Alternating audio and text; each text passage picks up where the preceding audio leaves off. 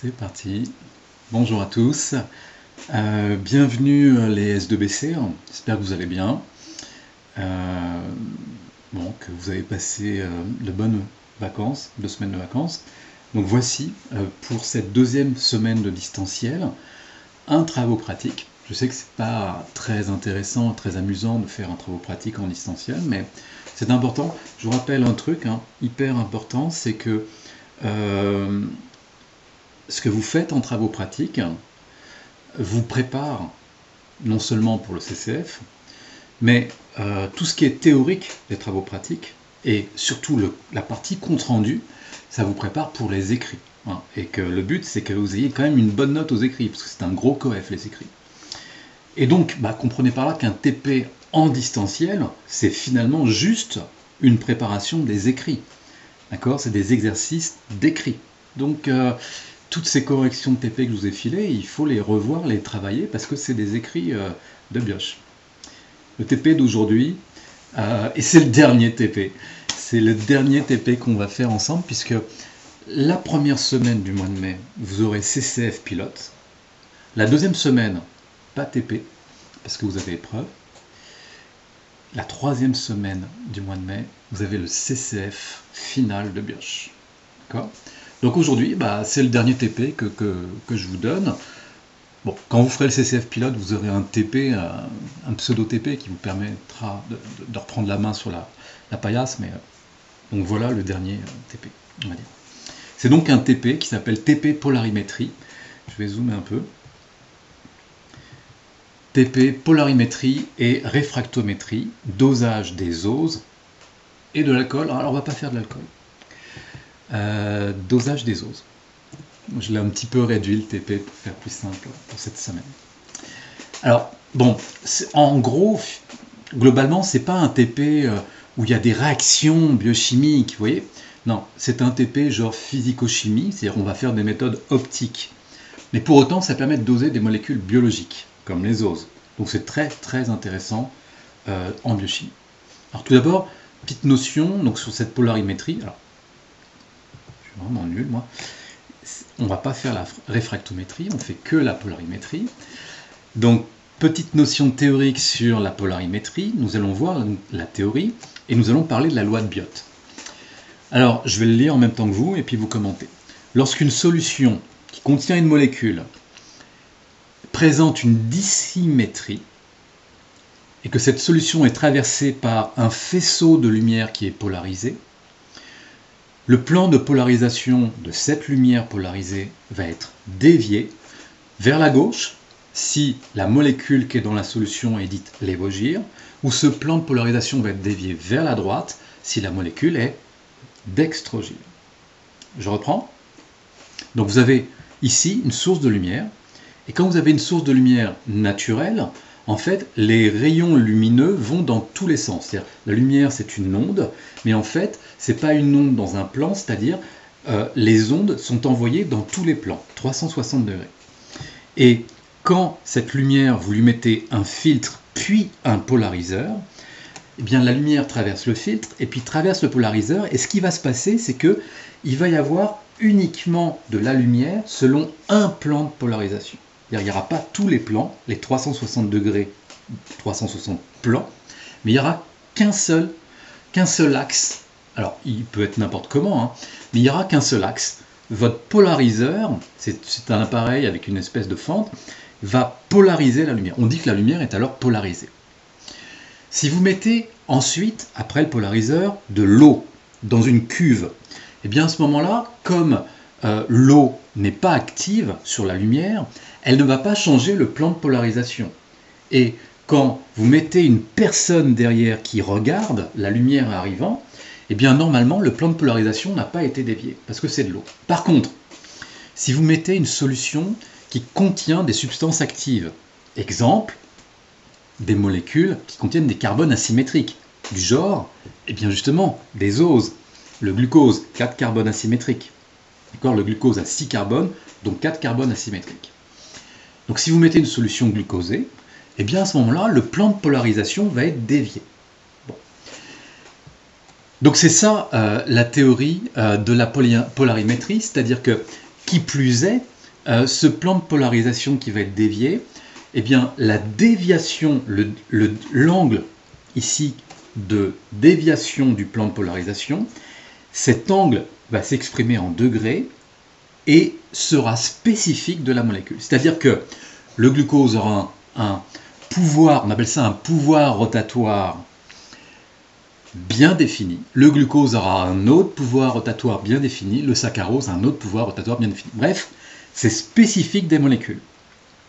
Et qui plus est, et là je pense que vous l'aurez compris, c'est là tout l'intérêt, non seulement c'est bien spécifique, mais qui plus est, c'est proportionnel à la concentration des molécules. Ça permet donc de doser les molécules.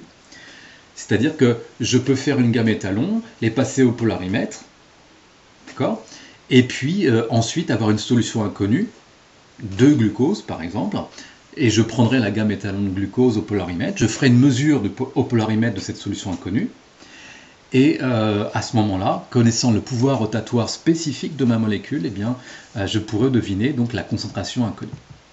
Donc ça, c'est pour ce qui est un petit peu de l'appareil au niveau théorique, et on verra tout à l'heure à quoi ressemble l'appareil en vrai de vrai.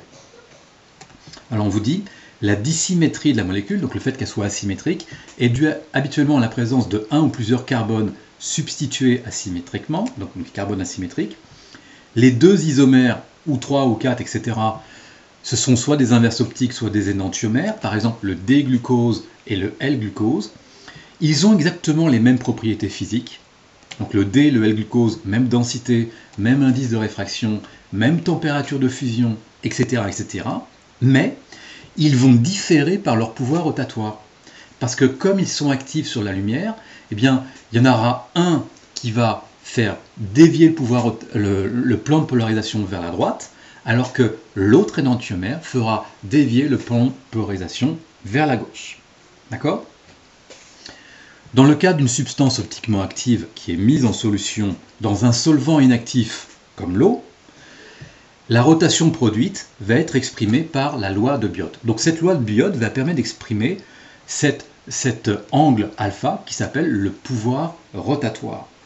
Ce pouvoir rotatoire alpha va s'exprimer en fonction de ceci, ce alpha d 20 degrés, qui est le pouvoir rotatoire spécifique, donc le alpha, à une raie d de la lumière du sodium, c'est elle qui est utilisée, c'est-à-dire on utilise une lampe à sodium, et quand on utilise une lampe à sodium, en fait, il y a des absorptions à des bandes de longueur d'onde bien spécifiques. Et ce qui nous intéresse, c'est la raie d de la lampe de sodium. À une température classique, 20 degrés Celsius, donc température ambiante, on connaît le pouvoir rotatoire spécifique de toutes les molécules. Donc on a réalisé des tableaux. En fonction de, et ça ne vous étonnera pas, c'est un petit peu, si vous voulez, comme la spectrophotométrie. En fonction de L, c'est la longueur de cuve. Sauf que là, vous allez voir que ce n'est pas une vraie cuve. En fait, ça va être un tube, un long tube de 20 cm qu'on va utiliser. Et ce ne sera pas comme la loi de Beer-Lambert epsilon LC, ce ne sera pas C, concentration molaire, mais ici ce sera ρ, concentration massique. Donc la loi de Biot ressemble assez à la loi de Beer-Lambert, sauf que c'est alpha qui est égal à alpha pouvoir spécifique, L ρ. On nous dit donc, alpha est exprimé en degrés, L est exprimé en décimètres, donc vous ferez bien attention, c'est une colonne après le mètre. Donc nous on a des tubes ici qui font, enfin des longueurs de cuve, mais en fait c'est pas une cuve, c'est un tube, qui font 20 cm, qu'il faudra donc exprimer en décimètres, et puis les ρ, les concentrations, qui elles seront exprimées en grammes par ml. Et là, à ce moment-là, vous pouvez utiliser cette formule alpha. On peut aussi le calculer en système international, mais dans ce cas-là, on change les unités. Nous, on ne l'utilisera pas en système international. Donc comme je vous le disais, le alpha d 20 degrés, c'est ce qu'on appelle le pouvoir rotatoire spécifique de la molécule qui nous intéresse. Ce pouvoir rotatoire spécifique, il dépend peu de la température, mais il est fonction de la longueur d'onde de la lumière utilisée. Donc nous, la longueur d'onde de la lumière utilisée, on va prendre une seule et unique longueur d'onde de lumière bien spécifique, c'est la raie d d'une lampe à sodium. Je vous la montrerai tout à l'heure. On donne en général la valeur du pouvoir rotatoire spécifique pour la raie-d du sodium, c'est ce que je vous disais, et on a des longueurs d'onde, 589, 589, 6, il y a 2 raies à ce niveau de cette lampe à sodium. Autre chose importante à savoir, vous avez sans doute déjà entendu ça en sciences physiques, la loi de Biot est une loi additive. Par exemple, si j'ai une molécule A qui a un pouvoir rotatoire X, et si j'ai une molécule B qui a un pouvoir rotatoire Y, et que je fais le mélange 2 à 2 de mes deux molécules A plus B, eh bien le pouvoir rotatoire du mélange sera égal au pouvoir rotatoire de l'une et au pouvoir rotatoire de l'autre. Donc ça s'appelle des lois additives. C'est la même chose qu'en spectrophotométrie. On dit aussi que la loi de Beer-Lambert est une loi additive, c'est-à-dire que si j'ai une absorbance A, une absorbance B, le mélange AB, ça va être l'addition des deux absorbances. C'est une loi additive. Donc ça, il faut bien le comprendre. Application au dosage des sucres. Les glucides possèdent un ou plusieurs centres d'asymétrie, autrement appelés centres de chiralité. Donc là, on vous les a représentés, c'est les carbones asymétriques. Ils sont donc dits optiquement actifs. C'est ça le vocabulaire qu'il faut bien retenir. Et s'ils sont optiquement actifs, eh bien, ils expriment un pouvoir rotatoire, expérimentalement. Et on peut donc les doser par polarimétrie. Je vous rappelle que la polarimétrie, c'est une technique qui est tombée à votre BTS blanc. Et quand j'ai fait la correction, je vous ai dit, on avait vu ça en cours, on avait dit le glucose a un pouvoir rotatoire, le fructose a un pouvoir rotatoire, etc. etc. Mais là, c'est le TP. Il existe des polarimètres, mais il existe aussi des polarimètres spécifiques à des molécules très importantes dans le domaine industriel. Et notamment, il existe ce qu'on appelle des saccharimètres, qui sont donc des polarimètres qui vont porter des graduations, mais qui vont être spécifiques, qui vont permettre d'avoir directement, non pas le alpha, mais le pourcentage de saccharose. Donc ils sont spécialement conçus pour contrôler ce qu'on appelle le degré saccarimétrique, donc très utilisé dans les industries sucrières. Alors, pour les glucides réducteurs, vous ferez attention, petit rappel, le saccharose n'est pas un réducteur. Quels sont les glucides réducteurs ? Par exemple le glucose, le fructose.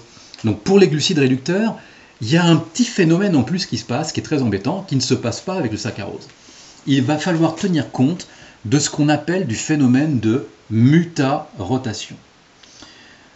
On en a parlé en cours sur les glucides. Vous irez retrouver votre cours de biochimie structurale sur les glucides. Le phénomène de mutarotation, c'est quoi ? C'est tout simple. C'est si je fais du glucose, donc je prends du glucose en poudre et je le mets en solution et que j'observe son pouvoir rotatoire, je vais avoir une valeur et puis en fait au cours du temps, c'est bizarre, eh bien, le pouvoir rotatoire va bouger. Il va bouger, pendant 24 heures il va bouger et puis au bout d'un moment il ne bougera plus, il va s'équilibrer. Qu'est-ce qui se passe ? Eh bien, c'est juste que peut-être qu'au départ mon glucose en poudre c'est de l'alpha-D-glucopyranose. Uniquement cet anomère-là. Donc le phénomène de mutarotation, c'est qu'il y a un anomère qui va être transformé en l'autre anomère. C'est ce qu'on vous représente ici. Une sorte d'équilibre entre les deux anomères, alpha et bêta. Attention, ce sont les mêmes énantiomères. Ici, on est sur les mêmes énantiomères.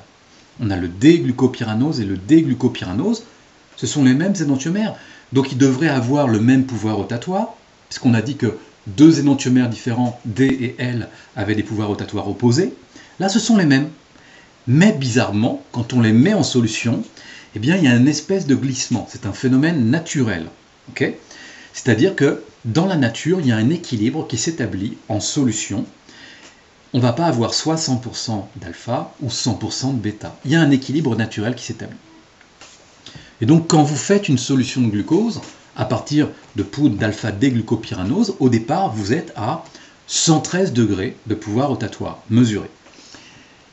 Et puis, petit à petit, ça va glisser. C'est-à-dire, au départ, on démarre à 113, et petit à petit, ça va glisser, ça va descendre vers une valeur de 52,5. Pourquoi ? Eh bien, parce qu'il se trouve que si vous étiez parti d'une solution de glucose bêta, l'anomère bêta, eh bien là, vous auriez mesuré au contraire un pouvoir rotatoire de 19, donc bien plus bas, qui se serait par la suite équilibré à 52,5. Et c'est ça qui est assez marrant et totalement naturel, c'est qu'il y a un équilibre qui est toujours le même, qui s'établit en solution. On va former uniquement 36% de glucose alpha et 64% de glucose bêta. Alors, je vous demande de bien rester concentré, de bien ouvrir vos oreilles. Je vais vous expliquer un petit peu le calcul, parce que par la suite, vous aurez à me rendre un premier exercice. Il y a en tout 3 exercices dans ce TP. Un premier exercice qui est lié justement à ce petit calcul. Okay, alors, au départ, on démarre à 113. En solution, on a de la forme 100% de forme alpha. On est à 113. Puis petit à petit, il y a des formes bêta qui commencent. La forme alpha se transforme en forme bêta. Donc petit à petit, on fait de plus en plus de formes bêta. Okay, et donc, vous avez le pouvoir rotatoire qui est à 113 qui se met à basculer vers la forme bêta, c'est-à-dire il descend et il s'arrête à 52,5. Ce qu'on vous a mis ici, c'est le décalage. Quand vous faites 19 plus 94, on obtient 113. D'accord ? C'est le décalage de degrés qu'il y a entre 19 et 113. Alors, concentrez-vous bien. Il y a beaucoup plus, dans le mélange final, il y a beaucoup plus de formes bêta. Okay ? Donc, s'il y a beaucoup plus de formes bêta, ça veut dire que le pouvoir rotatoire du mélange final doit-il être plus proche du pouvoir rotatoire de la forme alpha ou de la forme bêta? De la forme bêta, puisqu'il y a 64% de forme bêta. Donc, cela explique que le pouvoir rotatoire ne s'est pas mis au milieu, parce que s'il y avait eu 50-50, il serait mis pile poil au milieu. D'accord ? C'est-à-dire 94 divisé par 2, alors, je ne sais pas combien ça fait 47, plus 19, donc 19 plus 47, j'arrive là, et voilà où se serait arrêté mon mélange 50-50. Ça s'appelle un mélange, j'en profite pour vous le dire, ça tombe souvent à l'écrit, ça s'appelle un mélange racémique. R-A-C-E-M-I-Q-E. Là, c'est pas le cas. On a plus de forme bêta, donc finalement, arrivé au milieu, comme on a encore de la forme bêta, ça descend. Okay, donc si vous voulez, écoutez-moi bien, ça veut dire que ce grand morceau là, visuellement là, cette grande parenthèse qui est là, elle représente 64%. Oui, 64% de quoi? Eh bien des bêta. Vous allez me dire, ah mais monsieur, là on est du côté alpha. Bah oui, mais bon, c'est parce qu'on penche du côté bêta que le pouvoir rotatoire s'est décalé vers la gauche. D'accord? Mais pour autant, visuellement, les 64% sont là, alors que les 33% sont là. D'accord ? Visuellement, on a 33% d'alpha et on a 64% de bêta. Ok ? Ensuite, pour ce qui est des calculs,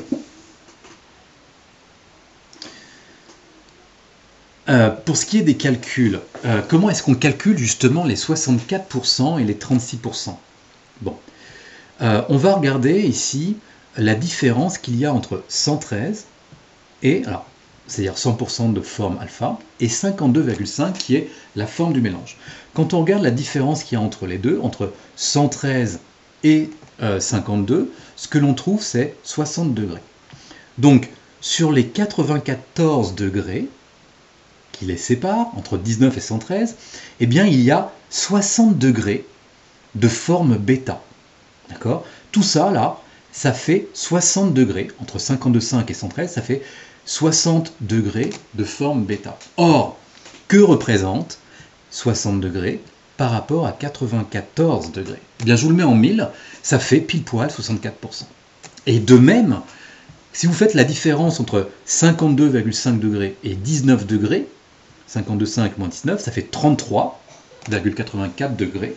Eh bien, si vous comparez ces 33,84 degrés par rapport au degré total qui les sépare les deux formes, c'est-à-dire par rapport à 94, donc 33 par rapport à 94, donc vous faites 33 divisé par 94, le tout multiplié par 100, eh bien vous obtenez du 36%. Voilà, vous m'avez écouté, vous avez compris, peut-être que vous avez pris des notes, il faudra revoir ce passage, parce que justement, voici le petit exercice, qui n'a rien à voir avec ces valeurs-là. On nous dit soit deux anomères C et D. On ne sait même pas quelle molécule, mais on s'en moque. Les pouvoirs rotatoires spécifiques de C et de D sont respectivement, je vous rappelle, pour les écrits c'est important à comprendre, ça veut dire que le premier chiffre qu'on va donner va correspondre à C. Donc le pouvoir rotatoire spécifique de C est de 25 et le pouvoir rotatoire spécifique de D est de 75. On nous dit l'un comme l'autre, c'est-à-dire C et D, subissent la mutarotation conduisant à un équilibre. Donc ça sera ni 25 ni 75, on aura un équilibre. Et au final, à l'équilibre, le pouvoir rotatoire spécifique sera de 39 degrés. Pourquoi 39? C'est comme ça. À la fin, on voit 39. On nous demande donc de définir quels sont les pourcentages de C et les pourcentages de D dans le mélange qui s'est équilibré. Alors ne me dites pas 36 et 64, d'accord? Et je veux rien de parachuter, il faut m'écrire une formule, ok? Donc ça c'est le premier exercice, c'est vraiment pas compliqué, vous allez y arriver. Ensuite on continue, on rentre dans le TP du pouvoir rotatoire, mesure du pouvoir rotatoire. On utilisera un polarimètre qui s'appelle le polarimètre de Laurent, ok? Alors tout de suite là je vais vous montrer à quoi ça ressemble le polarimètre de Laurent. Voilà à quoi ressemble, alors c'est une photo qui a été prise au niveau de la paillasse, voilà à quoi ressemble le polarimètre de Laurent. Donc vous voyez par rapport à la taille de la paillasse, c'est quand même quelque chose d'assez costaud, un petit peu fragile et d'assez vieillot. C'est une vieille technique. Ce que vous reconnaissez ici, c'est que vous avez un tube avec des oculaires, vous avez un oculaire là, une sorte d'oculaire là, peut-être deux, peut-être trois, et en fait, vous avez ici, en fait, ce qui est bizarre, c'est qu'on se demande ce que c'est, mais ça c'est une lampe à sodium. Et là vous avez un générateur électrique, on branche la lampe à sodium dessus, et donc il y a une longueur d'onde, une émission ici lumineuse qui est émise spécifiquement avec la raie D de la lampe à sodium, qui va traverser le tube, qui va rejoindre un filtre, puis le polarimètre, pardon, le polariseur, je ne dis pas de bêtises, je suis en train de vous dire une bêtise. J'allais vous dire quelque chose, mais je préfère vérifier avant de dire une bêtise. Oui, le polariseur, donc la lumière, un filtre, là il n'est pas représenté, puis un polariseur, voilà. Donc le polariseur, et enfin on traverse la solution. Donc quand je vous disais en spectro c'est une cuve, la lumière traverse une cuve, et bien là c'est un tube. C'est-à-dire que cette grande partie-là, elle s'ouvre, c'est une glissière, il y a une gouttière qui s'ouvre et qui laisse un creux, donc on a une gouttière. Et dans cette gouttière, on a un tube en verre transparent que vous allez prendre et vous pouvez remplir le tube et refermer. Alors bien sûr, dedans, on peut mettre l'eau.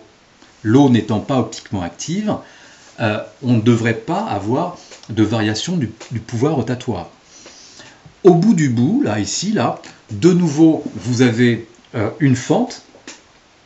Vous avez une fente et le but du jeu, c'est d'arriver à voir la lumière. Alors écoutez-moi bien. Si la lumière polarisée, si le plan de polarisation de la lumière polarisée est vertical, et que vous mettez la fente à ce niveau-là, que vous la mettez horizontale, en fait, vous n'allez voir aucune lumière. Le seul moyen pour voir la lumière sera de faire tourner à ce niveau-là, devant, un espèce de bouton, vous le ferez tourner la fente de manière à être pile poil à l'angle qui correspondra au plan de polarisation. D'accord? C'est tout simple. Bon. Et une fois que vous avez récupéré toute la lumière à 100% de luminosité, à ce moment-là, vous réglez un autre bouton, qui est le bouton qui est à gauche ici, là. Vous réglez ce bouton, et en fait, ce bouton, quand vous mettez votre œil au niveau du bouton, vous verrez qu'il y a une graduation, et vous la mettez à 0. Donc je répète, dans le tube, on met de l'eau, on allume la lumière, on a une lumière qui est polarisée, et on fait en sorte d'avoir une lumière totale, franche, 100% de lumière, d'accord, et en même temps que la graduation soit à 0. Ça veut dire qu'on est dans le plan. Bon. Ensuite, on va mettre la substance qui va faire dévier le plan de polarisation. Donc, je vous rappelle, il y a le polariseur qui met un plan de polarisation, et là on met la substance qui fait dévier le plan de polarisation. Et là, il va dévier de quelques degrés, soit à droite, soit à gauche. Et pour le coup, alors que nous, notre fente au niveau de l'œil, on avait réglé pour avoir une vue parfaite de la lumière, comme la substance a dévié le plan de polarisation soit à droite, soit à gauche, eh bien on a perdu une partie de cette lumière. Okay, alors j'ai pris des photos pour vous montrer ce que l'on voit. Alors déjà, ce que l'on voit ici, là, si on se met de côté, c'est exactement ceci. Donc il y a plusieurs choses. Votre œil, vous allez le mettre ici. Au niveau de cet oculaire-là, c'est pour observer la lumière, premièrement. Deuxièmement, on peut, au niveau de ce bouton 2, on peut régler la luminosité, la netteté, pardon. Et au niveau de ce petit bouton de réglage 3, c'est pour régler justement les graduations que l'on observe dans cet oculaire numéro 4. Et par ailleurs, ici, là, vous avez une petite lampe qui vient allumer les graduations.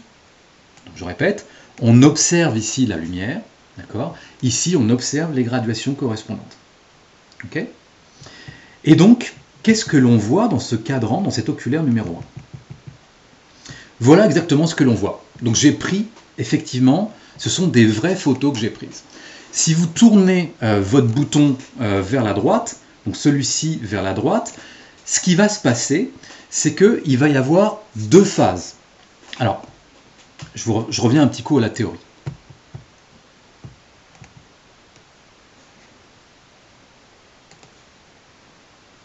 Alors on nous dit, on utilisera un polarimètre de Laurent, allumer la lampe au sodium du polarimètre au moins 10 minutes avant d'effectuer des mesures, c'est pour que la lumière soit bien stable. Le polarimètre de Laurent est un polarimètre visuel à équipénombre. Alors ça veut dire quoi équipénombre? C'est-à-dire qu'il va y avoir, on va observer deux plages de lumière, c'est-à-dire dans l'oculaire, il va y avoir deux demi-lunes de lumière.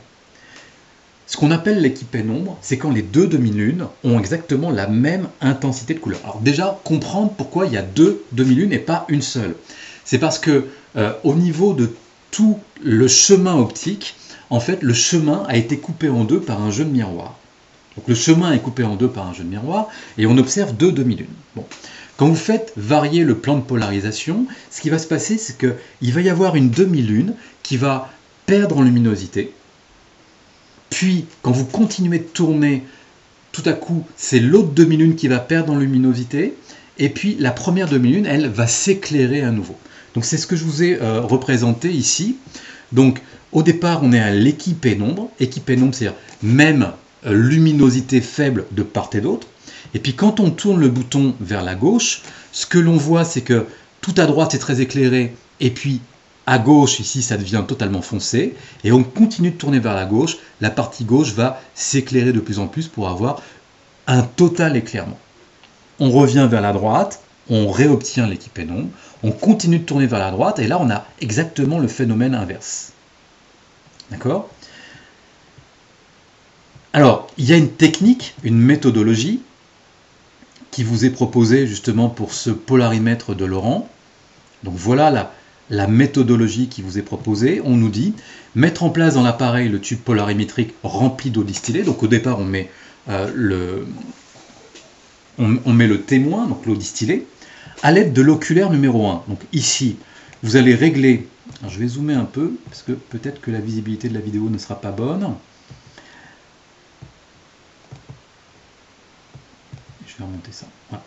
À l'aide de l'oculaire numéro 1, régler la netteté des deux plages. Donc il y a deux plages, et on fait en sorte que la netteté soit bonne. Parce qu'il y a aussi un phénomène de flou qui se passe.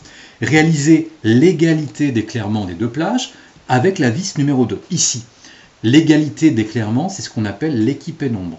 À l'aide de la vis numéro 3, qui est ici, vous allez amener la graduation 4. Donc ici, vous avez une graduation, vous l'amenez à 0. Alors pourquoi on l'amène à 0? Parce que je vous l'ai dit, normalement, l'eau ne fait pas dévier le plan de polarisation. Donc on doit être dans le même plan de polarisation. Donc on a mis l'équipénombre, on a fait passer l'eau, il y a un polarimètre qui fait un plan de polarisation, donc au départ on n'est pas bon du tout.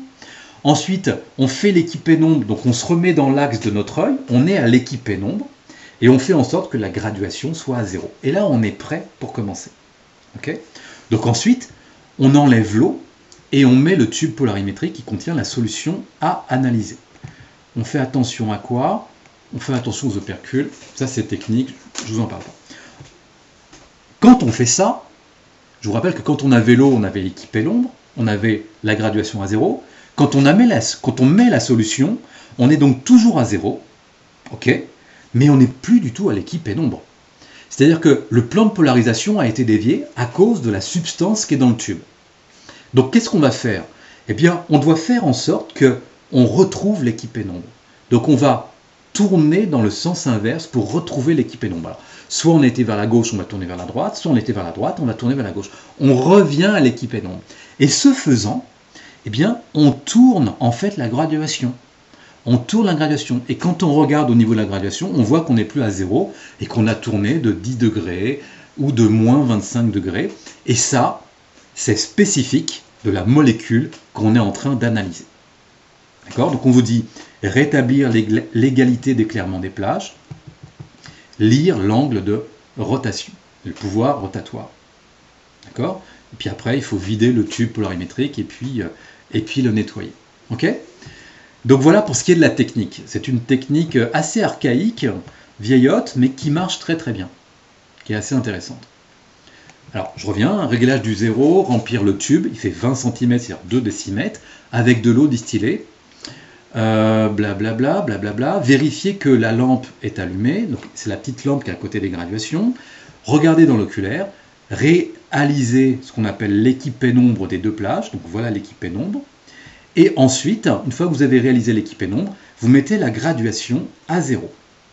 Puis, vous détruisez l'équipe pénombre, donc l'autre bouton, vous le tournez pour ne plus avoir l'équipe pénombre, mais avoir soit une plage à droite plus claire, soit une plage à gauche plus claire. Donc, ce faisant, vous faites varier les graduations. Puis, de nouveau, vous réglez l'équipe pénombre, et si vous regardez alors dans les graduations, vous devez être à 0. Et vous faites ça plusieurs fois pour être sûr que vous retrouvez bien le 0. Okay? Une fois que c'est fait sur l'eau distillée, eh bien on fait les mesures. Alors voilà la technique des mesures. On remplit le tube de mesure avec la solution à doser. On rétablit l'équipe pénombre parce que l'équipe pénombre s'est défaite avec la molécule qui était optiquement active. Et on lit, quand on a remis l'équipe pénombre, on peut lire alors l'angle de rotation, c'est-à-dire le pouvoir rotatoire de la molécule. C'est-à-dire le alpha qu'on peut appeler mélange.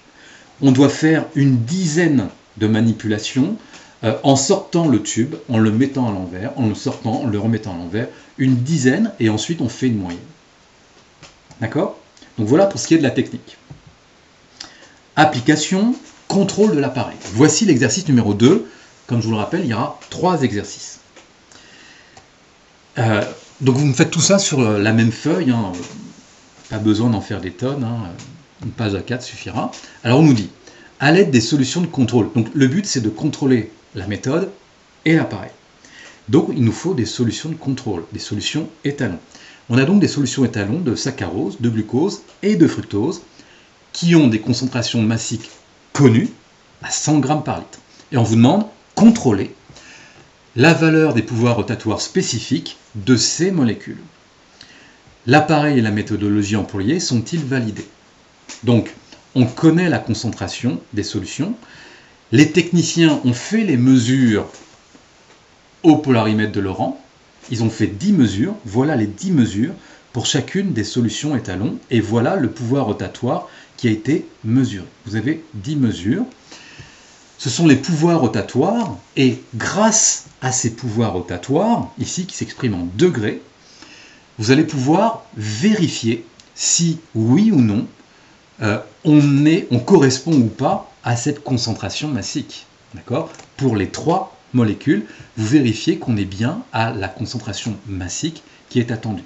Et donc, si c'est le cas, vous calculez un pourcentage d'écart. Alors, soit on est à 100% exact, soit il y a un écart. Donc, vous calculez le pourcentage d'écart.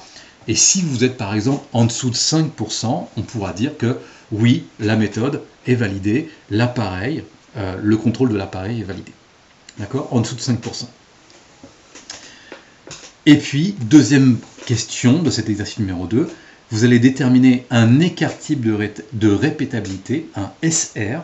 Donc ça vous permet de réviser un petit peu comment est-ce qu'on calcule un SR. Pour le dosage de chacune des molécules, vous déterminez un SR pour le glucose, pour le fructose et pour le saccharose. Faites attention, vous mettez bien des unités. Ici, on vous a mis les pouvoirs rotatoires spécifiques. D'accord? C'est alpha égale alpha spécifique fois L fois ρ. Donc ça, c'est les alpha spécifiques. D'accord? Ça, c'est les unités international, ne vous en occupez pas. Ça, c'est les pouvoirs rotatoires spécifiques de ces molécules. Ok? Dernier exercice, application au dosage du lactose présent dans le lait. Alors, vous avez un protocole opératoire au préalable. Pourquoi? Parce que on vous disait, tout à l'heure, on vous disait que les solutions devaient être limpides et non colorées. Ça veut dire qu'on ne peut pas travailler directement sur le lait. Je vous rappelle qu'on veut juste doser les oses et que les oses ne sont pas colorées. Donc, qu'est-ce qui donne la couleur blanche du lait? Donc, entre autres, il y a les protéines, les matières grasses, il va falloir éliminer tout ça. Comment on le fait? Comme on a l'habitude de le faire, on fait une défécation. Bon, donc vous faites bien attention au protocole, hein, il y a un petit piège, j'espère que les lumières s'allument dans votre cerveau quand je vous dis ça. Une fiole jaugée de 100 ml, introduire exactement 10 ml de lait. Ensuite, les 2 déféquants, 20 gouttes de ferrocyanure, 20 gouttes d'acétate de zinc, on agite, on complète à 100 ml. On laisse décanter 15 minutes et on filtre la solution. La solution doit être limpide, ça veut dire quoi? Ça veut dire qu'il ne doit pas y avoir de trouble, il ne doit pas y avoir de précipitation, il ne doit pas y avoir de coloration, et c'est uniquement sous ces conditions-là que vous pourrez mesurer le pouvoir rotatoire. D'accord? Et on va donc pouvoir mesurer le pouvoir rotatoire du lactose, parce que oui, le lactose a un pouvoir rotatoire spécifique. D'accord? Et donc, les techniciens, alors on vous dit faire 10 mesures, et faire une moyenne, etc. Les techniciens ont fait des mesures, voici les 10 mesures obtenues en degrés de pouvoir rotatoire mesuré. Les voilà. On vous demande, c'est donc l'exercice 3 que je vous demande, déterminer la concentration massique, expérimentale, on va dire, hein, du lactose de ce lait-là et faire une conclusion. Alors bien évidemment, pour faire cette conclusion, vous prendrez bien en compte cette note. Hein. Réfléchissez à qu'est-ce que ça doit être comme critique, cette conclusion. D'accord? Donc, 3 petits exercices sur ce TP qui vous aura plu, qui vous aura intéressé, je l'espère, sur la polarimétrie. Je vous rappelle hein, que c'est vraiment une technique qui est employée et qu'on retrouve dans les écrits du BTS. Voilà, 37 minutes. Je n'ai pas été trop long, je pense que vous pouvez y arriver en 1 heure, 1 heure et demie, ça peut être largement faisable. Et puis, vous me renvoyez ça soit sur mon mail, mais moi je vais vous mettre un message sur l'ENT pour que vous puissiez le mettre sur l'ENT. Voilà. Je vais vous mettre ces documents-là aussi à disposition sur le cloud avec un lien expressément. Voilà, je vous dis à bientôt, portez-vous bien. Ciao.